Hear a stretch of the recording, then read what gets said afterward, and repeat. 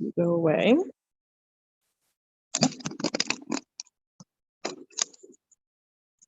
Zoom this from my web. You know what? I hate that. Somebody else said that too. There was something else we were looking at. I'm like, hey, we could have zoomed this. I think it's terrible not to be able to look at your audience.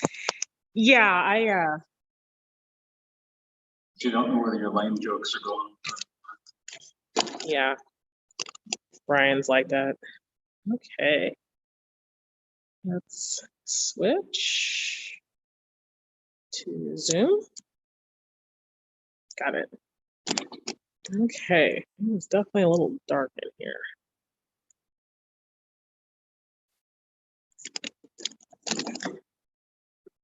All right.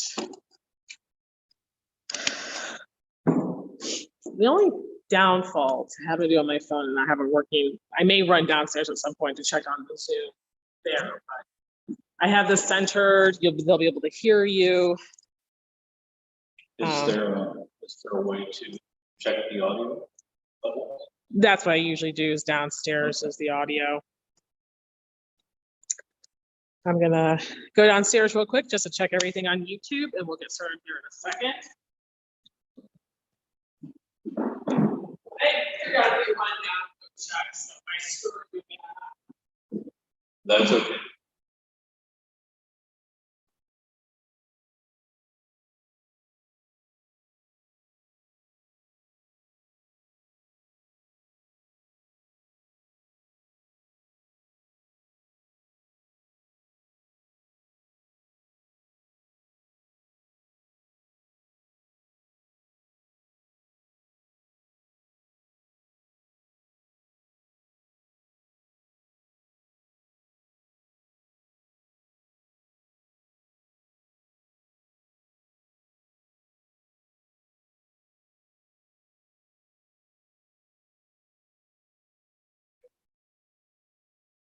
Do what? You need me to talk probably so you can see it. So it's the levels of me. So are you going to be introducing me, or am I just going to wing it?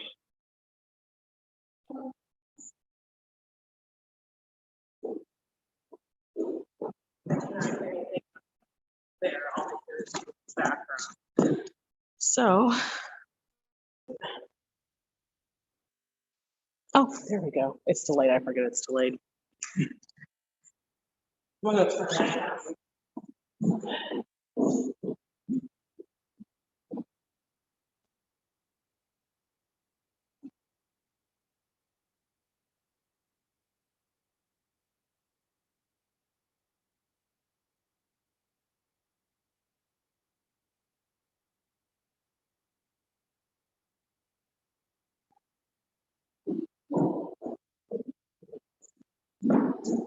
the cool thing is I do not need to turn those guys off in order to see like with mine.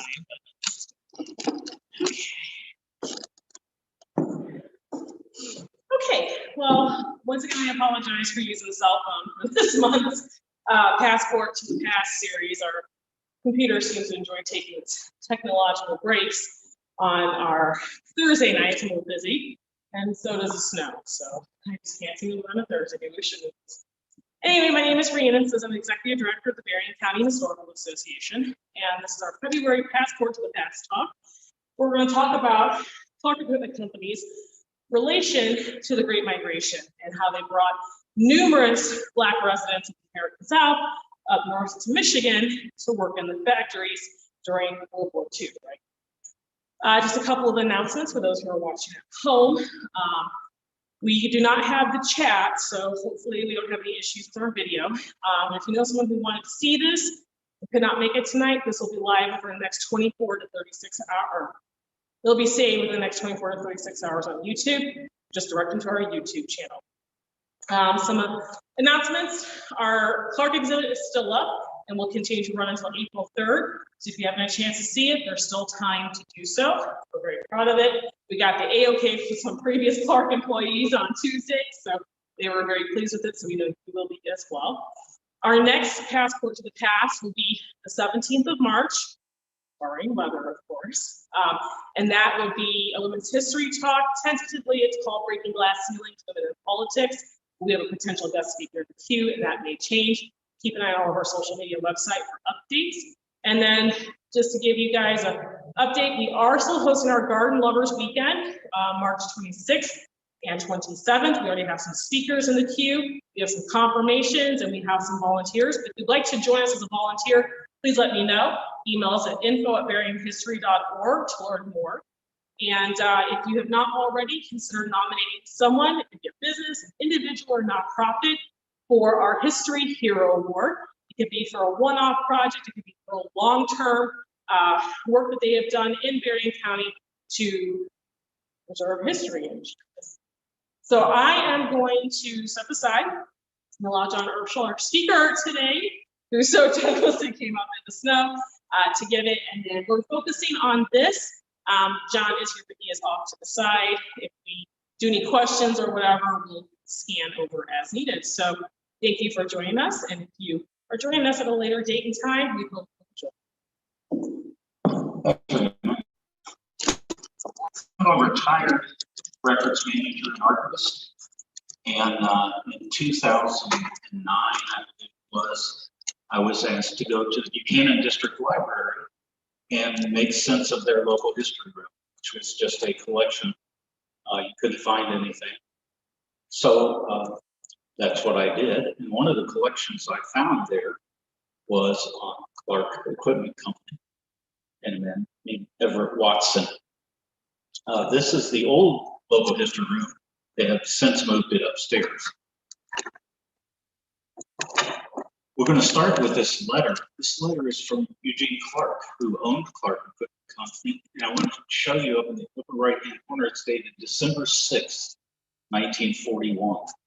And it's his letter to all of his employees, telling them about their Christmas bonus, for one thing. But in the bottom, it says, in these days, the world is beset with many serious troubles. Our own country has difficult problems. And he goes on to talk about how the national defense contractors have taken over his business, that they no longer make the goods they used to make, but they're making defense equipment. And he says it's his hope that our company will retain its prominent place in the defense program. This is the day before Pearl Harbor. So Everett Watson was a supervisor in the plant at Clark Equipment, and his job during World War II was selected to go south and recruit blacks to work in the factory because all white workers were off fighting the war. And blacks were, at the time of World War II, were not considered good soldiers, and if they were in the Army, they were segregated units. So Everett's job was to go south and find workers for the plant. And here's one of the broadsides that would precede him. This one was from Arkansas, and it tells prospective recruits what's going on and what they'll be doing if they sign up with Everett when he gets there. And it was all done through the federal government, which would go out and select recruits, and you would be pre-selected to go talk to Everett. So this is another one. This one's from Wilmington, North Carolina. And it notes that the Clark Equipment Company was located in beautiful southern Michigan. But your housing facilities will be taken care of.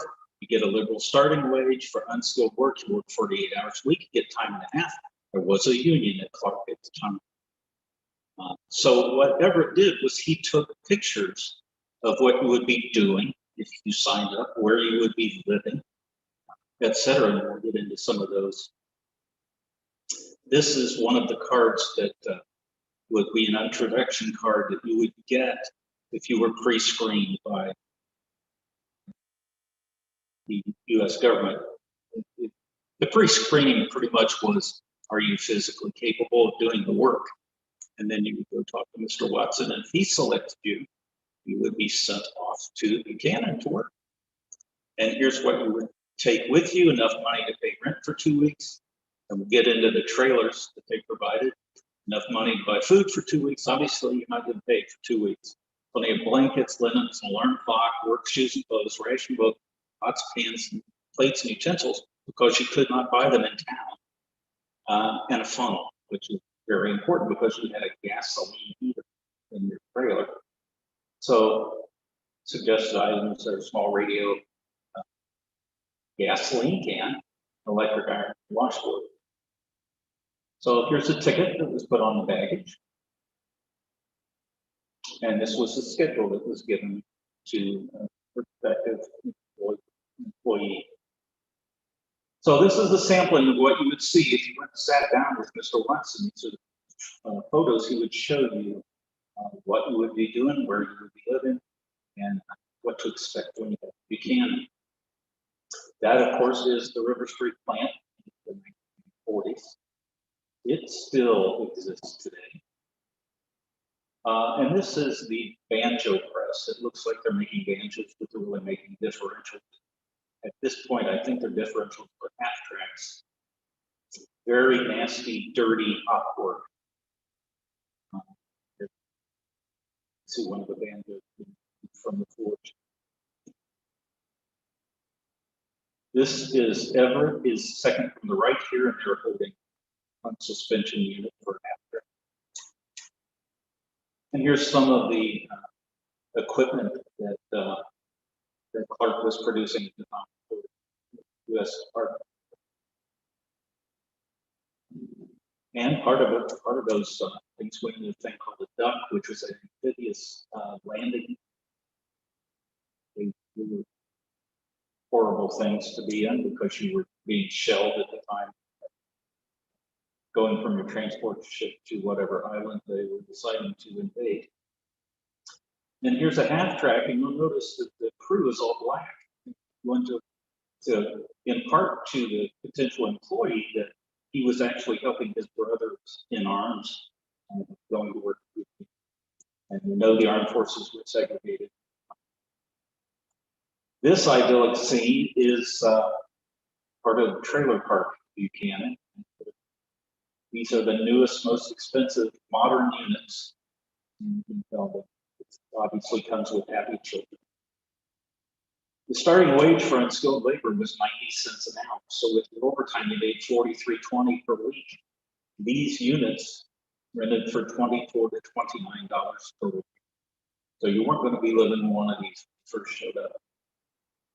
So this is the index card file. It's the train station in Niles, where they would be met. So when I was doing this, I tried to figure out what time, since they followed the same group, when they were doing this, try to figure out what can I date these pictures. So down at the bottom in orange will be a tip to date the photos. Here are the recruits getting on the train in Niles, and we can tell that there's full foliage on the trees. So we know sometime between May and October. Here they are lined up to get on the bus, which was provided by Clark to take them over to Buchanan for Niles.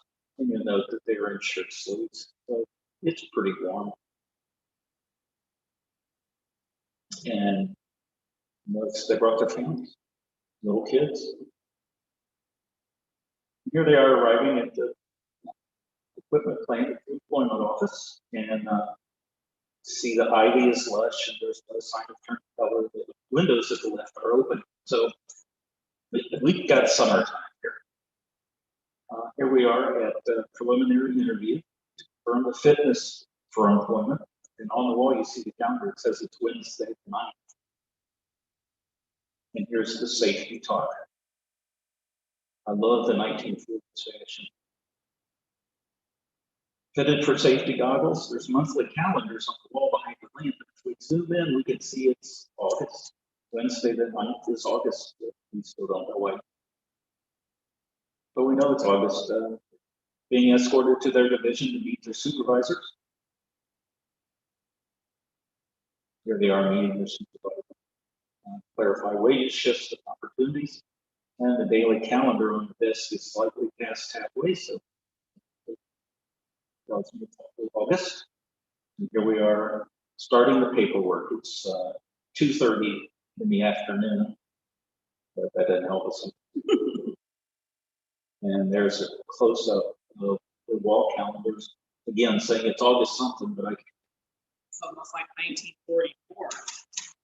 So we are registering at the Transportation Department. I'm fascinated by the Underwood typewriter. We just put one of those down in the Niles. Here we are signing up for the war bond deduction deposit. Of course, we're going to take as much money for the government as we can. And she's got some pretty interesting things on her desk, including a little calendar that says August something. Again, too blurry. So finally, we get payroll authorization. It's 3:22 now. It's taken almost an hour for paperwork. And another wall calendar is over the right shoulder, and it says 1944. So Rhiannon has better eyes than I do. For now. And there it is, Wednesday, August 9th, 1944, when the photos were taken. Now, when Everett would be showing these pictures, obviously it's later than that, and found one instance where he was still at this in May of 1945. Of course, the war wasn't over in the Pacific until August and September of 45. And then it's registering at the time office, and it's a pretty cool telephone. And then learning how to clock in and clock.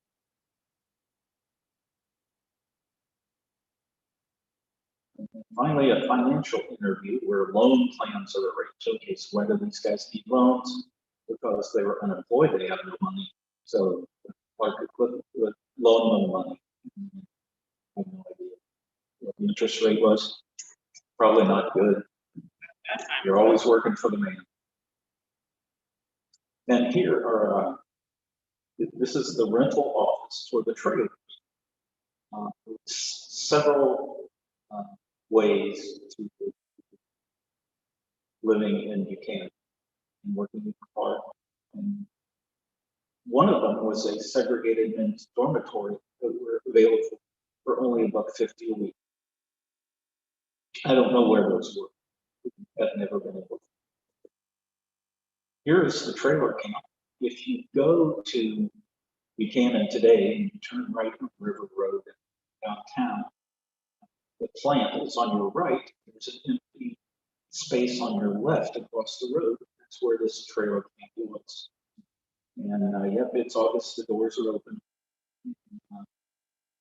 You can see there's a couple different types of trailers. There's this one is more like an automotive trailer, and this is like a shack. $6 a week for these, $7 a week. These are called expansibles. And there's the interior of the $6 per week trailer. And you can see it's a better shot of the expansible and foreground standard trailers in the back. And there's the interior, the expansible unit. So then new mobile housing came in, 1, 2, and 3 bedroom units. They rented for $24, $26.50, and $20 per week. So you can see the furniture rented for $4, $6, and $8, which is more than the other trailers. So you would get, for furnishings in one of these, in a 1 bedroom, you get 2 twin beds, a 36-inch chest, a mirror, 3 chair dinette set, 2 occasional chairs, and a Jiffy Pack bed. I have no idea what that was. This was designed for 3 people. Note that just the furniture for these units rented for more than the other trailers. So I've got a feeling not a lot of the new recruits were in these units. There's the River Street plant on July 15, 2011, which is when I originally did this presentation for the ex-employees, the former employees of Clark Equipment. And then 4. And then this building, of course, no longer exists.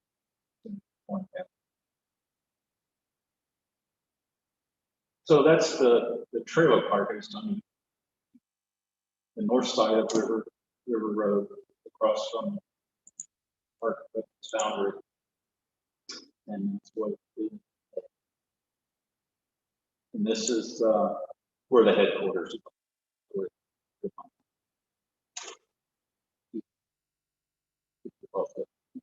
Now, in 1940, 4,000 people lived in Buchanan. In 1950, 5,200 people lived in Buchanan. I cannot find demographics for either one of those censuses. In 1940, I found only 10 non-white people living in downtown. They were Native Americans. I'm assuming that this 28.8% increase is mostly Black folks who came to work. Buchanan, by the way, is now down to about 1940 levels, 4,200, and 11% of those responding in the census thought of themselves as either Black or mixed race. And there you can see again, full 1,000, 1,200 increase. And that's Everett Watson. The thing about that I think went on here is that there was a pay union, and once these fellows from the South came up and started to work, they were in the union. So when the war ended and the white workers came back, they had to keep the Black workers too. And of course, they stayed in the dirtiest, worst jobs. Excuse me. But they had to be kept on. So employment continued after the war. And that's it. Is there a way we can take questions? I don't think so, not through the Zoom, but You can ask questions. well, I mean, I don't know if I have questions, but that jump makes a lot of sense in terms of the rise in population during the war, because obviously you had folks looking for a pretty significant job during a time when there was not a whole lot of jobs that were factory related. There's a fantastic book out there called Other Side, and it's about the Great Migration of massive movement. And so it's not a surprise to see a 1,200, even if you take into consideration baby boom in the immediate years after the war, the significant chunk of that, those bodies were definitely those who stayed out. Yeah, you look at the census from 1950, you look at other cities in Michigan, and there's no great problem. But it's interesting because in the post-war years, Clark also had its own, since its own baby boom as it began to expand. They would buy Moss Carrier 53, they would expand Springs, with that Creek. They had down in Indiana a couple of things. So they were in a position where the guys coming back from war had jobs to come back to because Clark was growing. So that made sense that, not just in the sense of the union protect, it's just the fact that the company protected those. So I'm always fascinated because I'm from Northwest, and obviously Gary with the steel mill saw incredible increase in Black and Latino population. Some Europeans, they were in Europe at the time, during World War II. So, I mean, I'd be interested to see percentage-wise in comparison to other similar sized cities with industry. Can't spell this unique industry for such a tiny little town. What if its growth is pretty on par, like Gary and other smaller cities that are supporting industry growth. Can't help you there. It's not my thing, really. My thing really is Civil War. So right. You want to talk about Civil War populations? I did that. But I think it's a really, really important recognition that you know, we talk a lot about the agricultural history of Berrien County. We do talk a little bit about local and farm, but that was our goal with this exhibit that we currently have to show. This wasn't just a repeat small town. This was a global operation at serious reach. So the recruitment pre-screens, I didn't know how many were doing that. That was Yes. One thing I didn't mention is if you go to Buchanan, you have a really good eye. You can see some of those, especially the later, the bigger ones, the newer ones that are still there, that people have put additions on. And you can check them out because the entrance is in the middle, and then they go expand out on the side. now, obviously, these pictures were taken before, and Everett was clearly the recruitment. Sorry, I've been since 6 months, and it's totally catching up with me. I do know that the recruitment process will to begin on this as once the defense powers were enacted. But I'm curious, I mean, I don't know if this was in the papers, but were all the recruitments done? There was no mention of any. You know, there were 43. Oh, so they got. So I don't know if somebody else was doing it before Everett did it, but Everett just kept all of his. He actually kept card files on all of the workers he brought up here with lots and lots of personal information. I destroyed them because it was things people didn't need to know with their grandparents. Out of curiosity, do you recall how many those cards came across? Like Jeez, I didn't count, but it was lots. So then, if Everett was not for 2 years, he would several hundred. So a lot. Which is interesting, because that means he was very successful. And this would have been probably the second decade of the Great Migration. Probably one of the biggest movements of the Great Migration. So for those of you who are not aware, the Great Migration, most historians and sociologists kind of set it between about the 1920s, post World War I, all the way to about the 1970s. So 50 years. It's defined by a large movement. Like, I think somewhere up to half of the Black population in the South moved out. And of course, most of them went to major industry centers: New York, Philadelphia, Pittsburgh, Chicago, Detroit, which all have which all have pretty significant large Black populations today.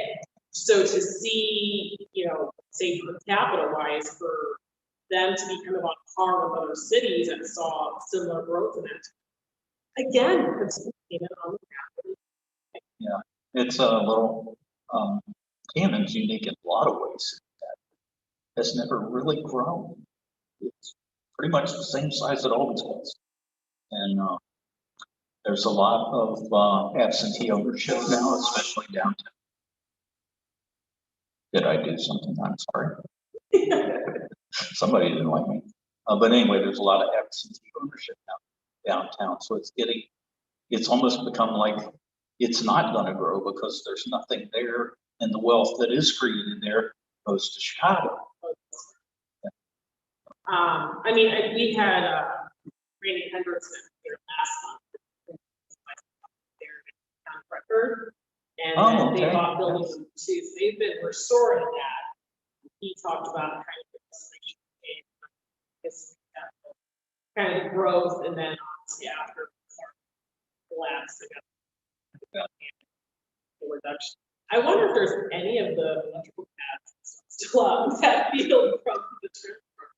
I could tell. It's too overgrown. You'd have to go out there and stub your toe. Yeah.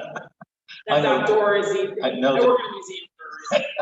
They did buy a part of it, and there's a going concern, heavy equipment, northeast side. But mostly it's just sitting there. I find it ironic that they have all those trailers, which a lot of, especially the cheapest ones, with like kind of Williams almost. That's kind of that same curved shape, and you said the auto. Yeah, it's like, trailers like versus- an auto trailer. Ironically, 20 years later, Clark will make their own RVs. Populate the whole Yeah. Well, I think the trailers weren't owned by, the trailers were owned by the U.S. government, Oh, okay. and they were rented from them.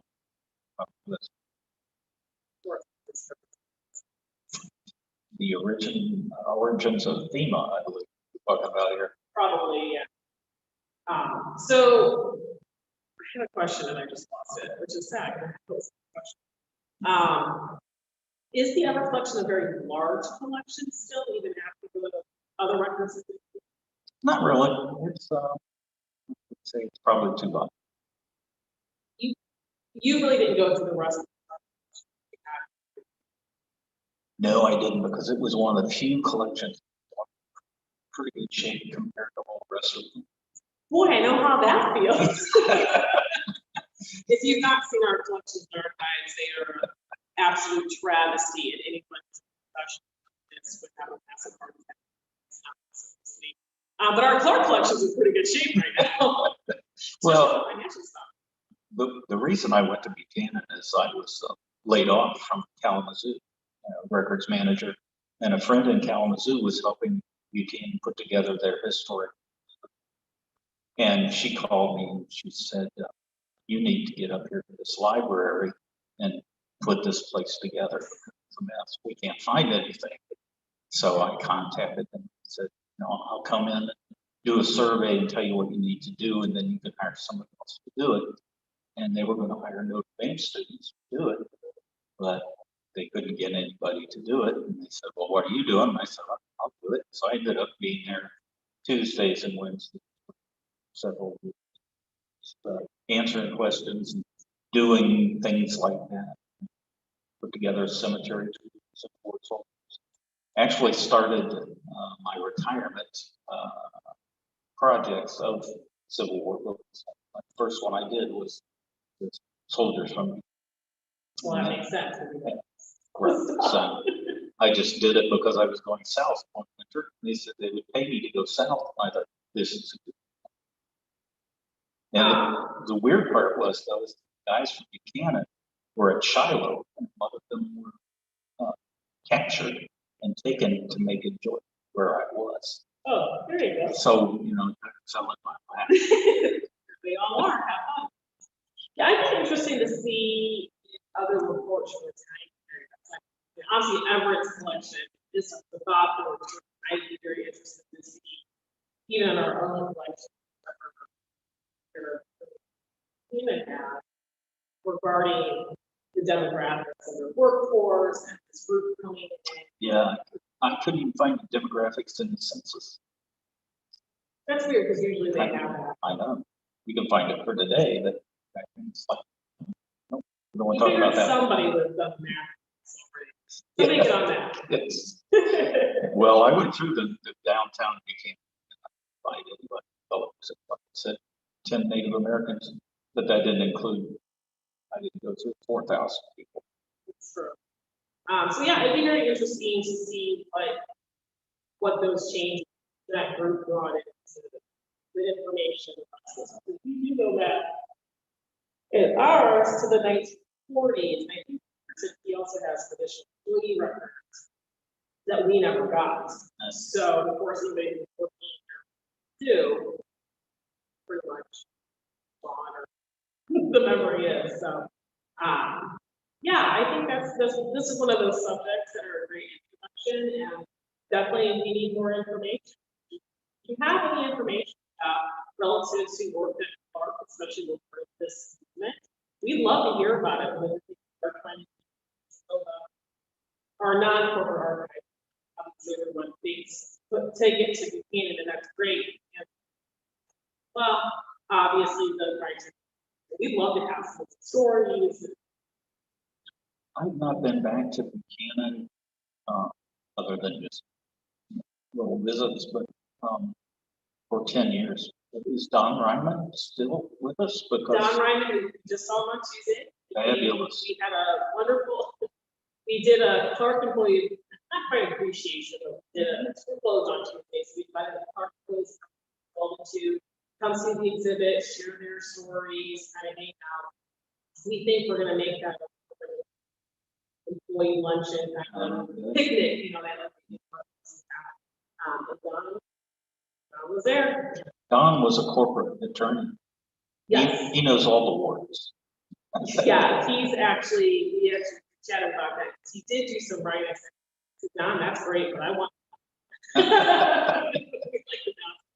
And it'd be interesting to see kind of, if he was there, he's the reason why we got the corporate archive, because he had been Ingersoll Rand was trying to figure out what to do with all the Clark files they didn't need. Almost all. He said, well, why don't you give it? He's on the board of directors. You could probably take it. So Ingersoll Rand gave us 5,000 to maintain. Well, it's a little hard to think of it. That 5,000 is the last one. Right. But they did use the money later to do some general work. Well, that was pretty well. Clark was, you know, they were very much a downhill cleaning dumpster by the end, based on the rumors that we had heard described the last few years. Clark, they were very good. The only Clark files that we don't have, I think from what I was told, the only Clark files that we don't have associated with segments that they sold off. And then I do believe there were some branch stuff that may have gotten sent to the local organization. We have not reached out to those branches yet to figure out.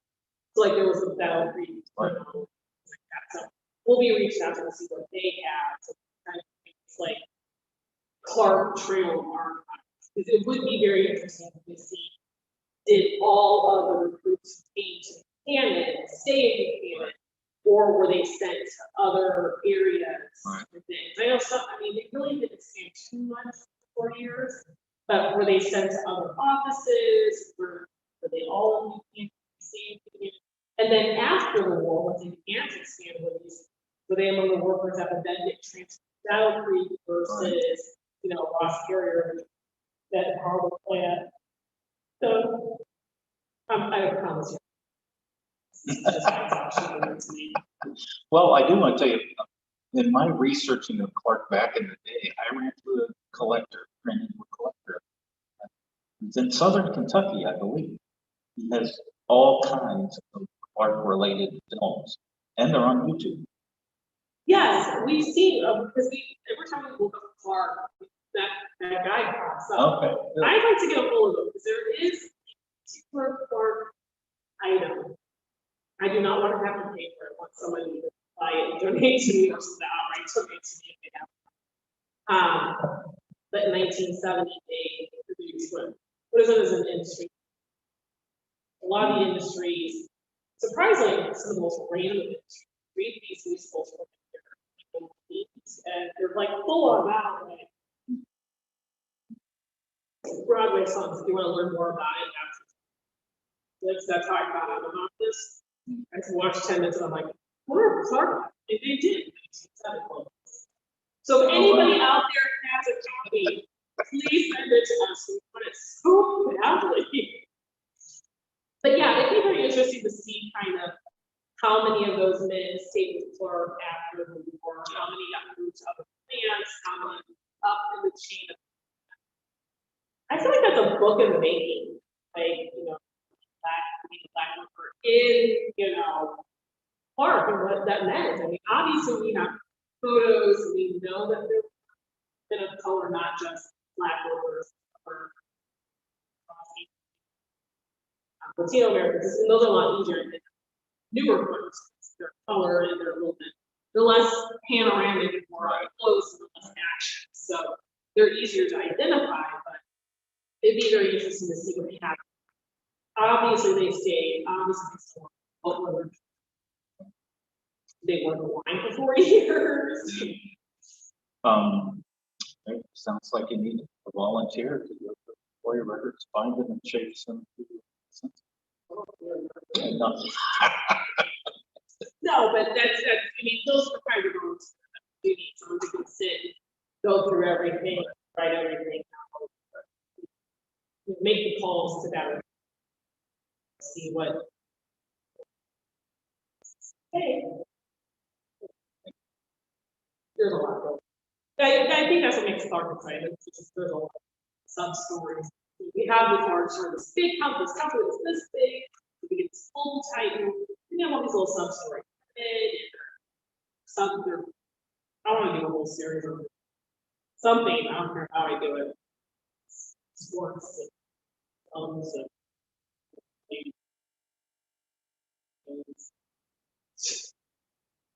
come see it. We have stuff like that.